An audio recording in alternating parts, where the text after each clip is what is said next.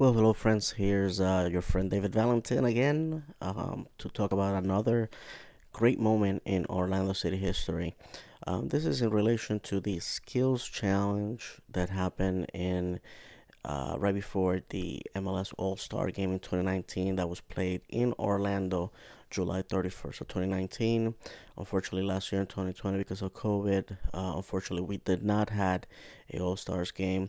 Basically, what the All Stars game is a tradition in American sports to have this All Stars games. What makes it unique for MLS is the fact that MLS invites a team, usually a European team, to come play the best players in MLS. Back in the old days, this was an opportunity to showcase how the league had progressed and also an opportunity to get a cash grab because obviously the teams that they will invite are popular teams. Some years, the MLS All Stars have a good play. In other years, like it was in 2019, was awful. Atletico Madrid basically destroyed the All Stars game, the All Star team, I should say, for MLS. And this was managed by Orlando City manager um, James O'Connor, who really did bad with Orlando City. So you can imagine having all these All Stars really did not improve any for him in that game. They failed to score a single goal. It probably was probably one of the worst um, uh, performances by any MLS All Star team. But the important thing about this event was that it pitted Orlando City against a team from uh, the MLS All Stars and one from Atletico Madrid. The the event was such a success that people definitely were asking for it to be a permanent fixture of the MLS pregame activities. And also that next time it included more teams from other clubs in MLS. I personally really like the fact that this brings the competitive culture, competitive nature of all these players to, um, perform certain movements and actions that we all enjoy out of football. Orlando City were not the favorites. I have to tell you, the team for Orlando City that was um, Nani and Sebas Mendes and Chris Mueller got a lot of abuse. Orlando City, obviously, at this point, had never made the playoffs.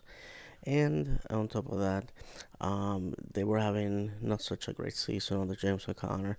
So the attitude was that they were going to be a failure, they were going to be railroaded by the other teams. But you cannot discount the competitive nature of Chris Mueller, Sebas Mendes, and Nani, who, let's just say, they're all internationals.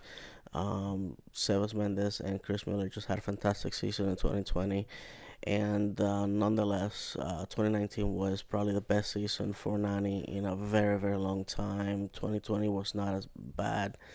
And basically how it all started, they had to go through different challenges to earn points, and with those points, at the end of the day, one of the teams will win, and the award was $25,000 going to charity.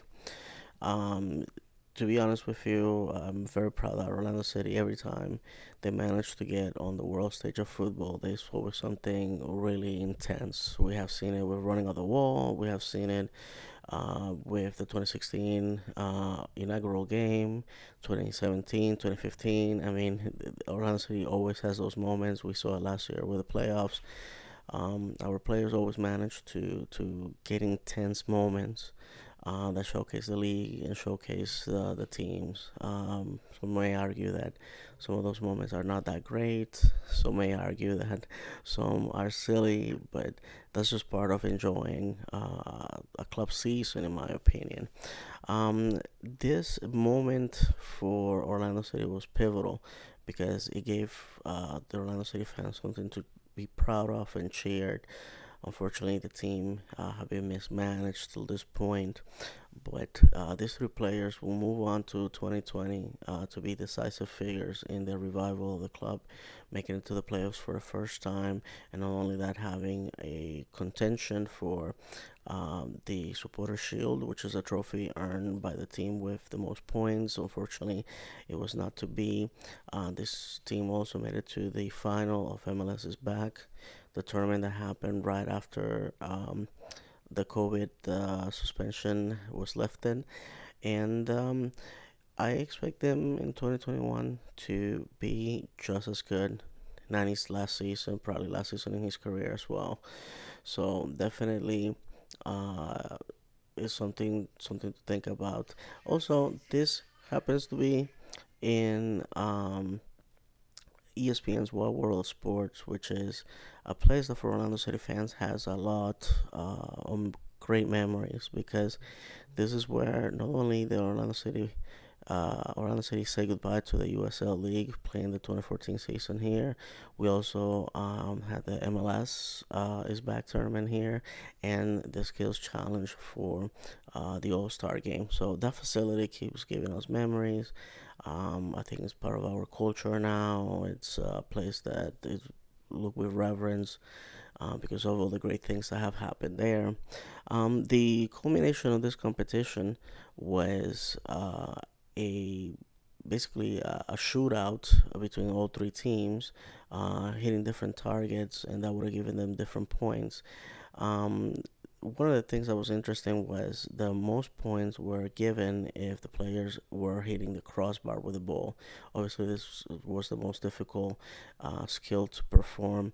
Um, Nonetheless, all three teams decided to do that instead of going for easy targets, which made it great competition. And at the end of the day, in hindsight is 2020, as they say, probably the competition should have been hitting the crossbar to begin with because it's what really got people interested. And that part of the event essentially is what most people remember when you're talking about this event.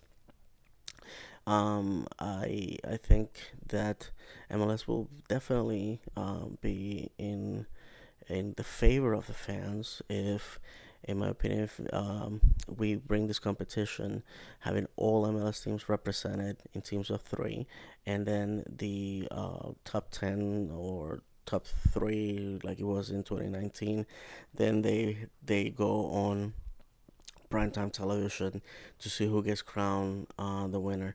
Also, the good thing is that the fact that the money goes to charity, to me, is a great touch by the league and by the teams involved because what Orlando City ended up using the money for was to build a mini pitch in an area of the Orlando metro area that's disadvantaged. One of the things that the Orlando City Foundation, which is the beneficial arm of Orlando City, is it has been working on bringing the game to disadvantaged communities. Unfortunately, in the United States, football in the youth categories remains a game for the wealthy. If you ask Americans what they think of when you tell them youth soccer, they will tell you, well, a bunch of white upper middle class kids kicking a ball around. And unfortunately, that's the case. Well, here is the competition where basically the teams decided to start hitting the crossbars. As you can see, there's a bunch of targets around, but they were of minimal value.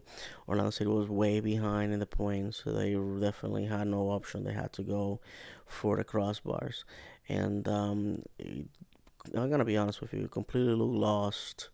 We have been used to Orlando City always falling flat, and the Twitter, the social media, the fans basically were saying there's no way Orlando City is gonna win this, which makes it more sweeter, if you ask me. So as you can see, the guys were trying. Believe everybody hit the target at least once, and when the clock was about to expire, which would have been very easy for Nani to say, you know what, it's just not gonna happen. I'm not gonna try. Nani hits it, and Hollywood could not have written this better. To hit the crossbar at the buzz, beat the clock, take the 3 points. It was something so incredible that the video really went around the world. And once again, putting light on MLS. MLS is trying to fight this retirement league mantra that unjustifiably have been thrown on it. I think it's a great league, definitely not the best league in the world, but it's trying to be entertaining, it's trying to be fun, and it's trying to give football, live football, to the American and Canadian fans. I'm a firm believer that football culture cannot be developed by having people watch TV about teams in another continent, in communities they're not part of. And That's not football culture. That's just being a good TV viewer. There's nothing like live football, and I will debate anybody on that. So here's the moment that took everybody by surprise. Orlando City fans were jumping like they had just won a championship, but again, this comes in a moment of our club's existence that was very dark. 2018 was a completely awful season, and 2019 really did not fare any better. Orlando City had failed to win consecutive league games in about 18 months. In the and competitive league games, 2 in a row, 3 in a row, 4 in a row will not happen on the 2020 season.